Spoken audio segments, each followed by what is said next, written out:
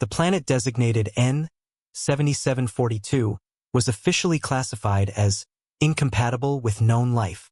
The Galactic Survey Corps had spent 3 years studying it from orbit, documenting conditions that defied biological possibility. Surface gravity 14 times standard. Atmospheric pressure that would crush submarines. Temperatures that alternated between absolute zero and molten metal every 6 hours. And that was before accounting for the radioactive storms, acidic precipitation, and carnivorous crystalline formations that grew from the planet's surface. The research vessel Distant Shore maintained a safe orbit, its mixed crew of scientists from 12 different species united in their professional fascination with the impossible world below. No genetic code could adapt to those conditions, declared Dr. Vexthal, the expedition's lead xenobiologist. His crystalline frame clicked with certainty. The environmental shifts alone would denature any protein structure. Commander KYTH-era nodded agreement, her insectoid features grave. Even our most advanced survival suits would fail within minutes. This world is death itself. That's when Dr. Emma Rodriguez raised her hand from the back of the briefing room. I'd like to volunteer for a surface mission. The silence was so complete that the ship's atmospheric recyclers seemed deafening. Dr. Vexthal's optical sensors flickered in what passed for incredulous laughter among his species. Dr. Rodriguez, with respect to your expertise in extremophile biology, you are still human. Your species' environmental tolerances are among the narrowest in known space. You require precise atmospheric composition, specific temperature ranges, and protection from even mild radiation.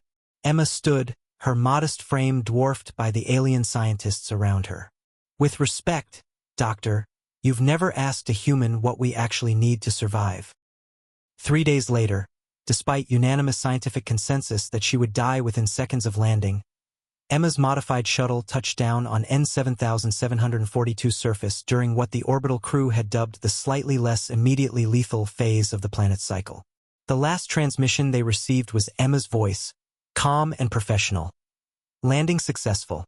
Atmospheric readings confirm your projections. Beginning surface survey. Then her comm went silent. For 48 hours, the Distant Shore maintained orbit, scanning desperately for any sign of life from the surface.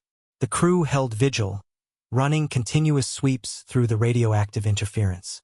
They found nothing, no heat signature, no comm signals, no indication that anything had ever landed on that hellish world.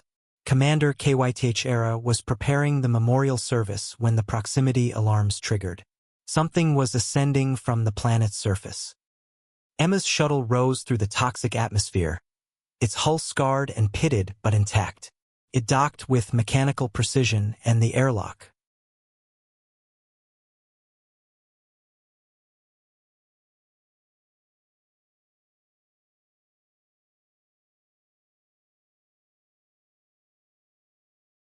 Cycled open to reveal Emma Rodriguez, alive and apparently unharmed, carrying several sample containers and what looked like a small, glowing plant.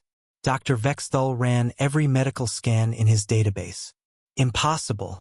Your cellular structure should be completely destroyed. The radiation alone was manageable, Emma interrupted, gently placing her samples in containment. Turns out humans have been dealing with hostile environments a lot longer than you think. She activated her personal recorder, and the briefing room filled with footage that redefined their understanding of biology. Emma moving through landscapes that should have been instantly lethal, apparently immune to temperature extremes that registered beyond their instruments. The recordings showed her breathing atmosphere that would dissolve most known life forms, walking calmly through radiation storms, even sleeping peacefully while acid rain fell around her makeshift shelter. How? Commander KYTH-era whispered. Emma smiled, holding up the glowing plant specimen. Same way this little guy survived. Evolution doesn't always mean becoming more complex. Sometimes it means becoming more flexible. Humans spent 4 billion years learning to adapt to a planet that was trying to kill us every day. Volcanic eruptions, ice ages, mass extinctions. Earth threw everything it had at us. She paused, looking at the assembled scientists with something approaching sympathy. You all evolved on stable worlds with predictable conditions. We evolved on a planet that changed the rules every few million years. That kind of evolutionary pressure doesn't make you stronger. It makes you virtually indestructible. The plant in her hands pulsed with bioluminescent life, thriving in conditions that existed nowhere else in the known galaxy. Besides, Emma added with a grin, I brought friends home,